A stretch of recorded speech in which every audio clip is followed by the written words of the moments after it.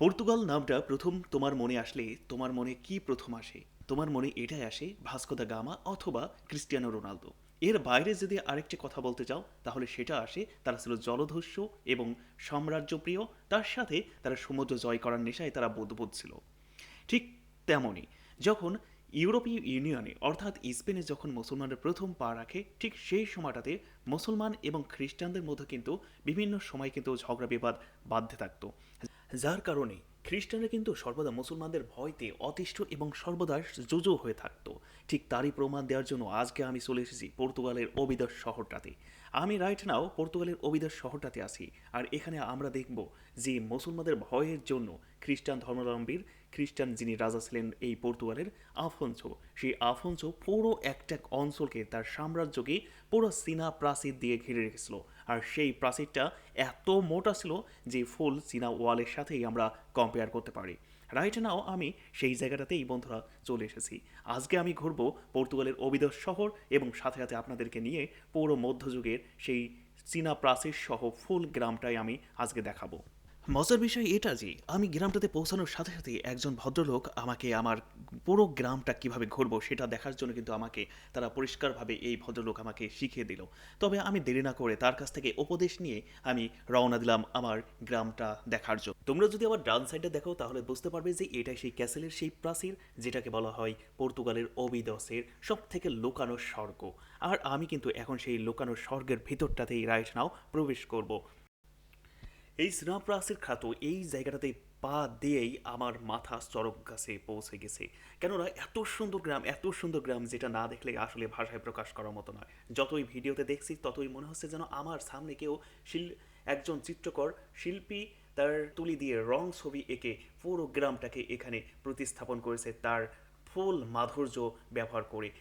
তোমরা লক্ষ্য করো যে আমি কিন্তু গেটের যে মূল ফ্রন্ট সেই ফ্রন্টটার ভেতরটাতে আছি। এবার আমি ফুল যে ইন্টেরিয়র সেই গ্রামটার ভেতরটাতে প্রবেশ করছি। একটা মজার বিষয় হলো রাজা আফোনসো যে শুধুমাত্র একটাই দুর্গ নির্মাণ করেছিল বিষয়টি কিন্তু তা নয়।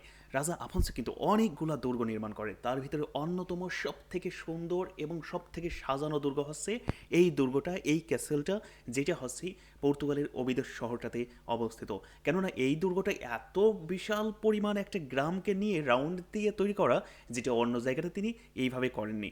তিনি তুরুসনবা থেকে শুরু করে ফাতিমা এবং তার তোমার এবং বিভিন্ন জায়গাতে কিন্তু এই ক্যাসেল নির্মাণ করেন যখন তিনি রাজা ছিলেন। আর এই ক্যাসেলগুলো নির্মাণের একটাই কারণ ছিল ওই সময়টাতে যখন মুসলমান এবং খ্রিস্টানদের মধ্যে মাঝে মধ্যেই যুদ্ধ বিগ্রহ তৈরি হতো, যাতে গ্রামকে এবং তার অঞ্চলকে সুরক্ষিত রাখা যায় এবং গ্রামের যে লোকজন ছিল তাদেরকে সুরক্ষিত রাখা যায়, তাদের জন্যই মূলত তিনি এই অবিদস সহ বিভিন্ন জায়গাতে এমন সুন্দর সুন্দর ক্যাসেল তৈরি করে। তাছাড়া বিশ্বাস করো এই ক্যাসেলটার ভিতরটাতে তুমি যদি লক্ষ্য করো দেখো তাহলে তোমার চোখ একদম কপালে উঠে যাবে। কেন বলছি, এই একটুখানি ক্যাসেল অথবা তুমি বলতে পারো পুরো একটা শহরের ক্যাসেল। তো এখানে রয়েছে লাইব্রেরি, রয়েছে রেস্টুরেন্ট, রয়েছে মিউজিশিয়ানের মিউজিকের স্থান, রয়েছে গির্জা, তাদের চার্চ, তাছাড়া রয়েছে দেখা গেছে যে ফুটবলের মিনি পার্ক পার্ক এবং বিভিন্ন ধরনের জিনিস কিন্তু এই ছোট্ট একটুখানি ক্যাসেলটার মধ্যখানে রয়েছে। যেই জায়গাটাতে আবার রয়েছে কিন্তু বাড়িঘর অসংখ্য অসংখ্য লোকের কিন্তু বসবাস এই জায়গাটাতেই আবার হয়ে থাকে। তার মধ্যখানে আমি কিন্তু ছোট্ট একটা যে টুরিস্ট শপ রয়েছে মধ্যযুগের একদম সব কিছু জেনুইন যে জিনিসগুলো পাওয়া যায় সেই জিনিসের একটা শপের ভিতরে রাইট নাও আমি আসি।